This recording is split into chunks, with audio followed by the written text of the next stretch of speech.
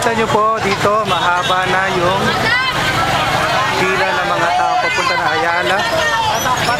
Mga panay estudyante po ito nakikita natin ngayon. At yan po, pati yung construction, nagtumigil na. Yan, mga estudyante po ito karamihan. Galing sa iba't ibang eskwelahan. Yan po.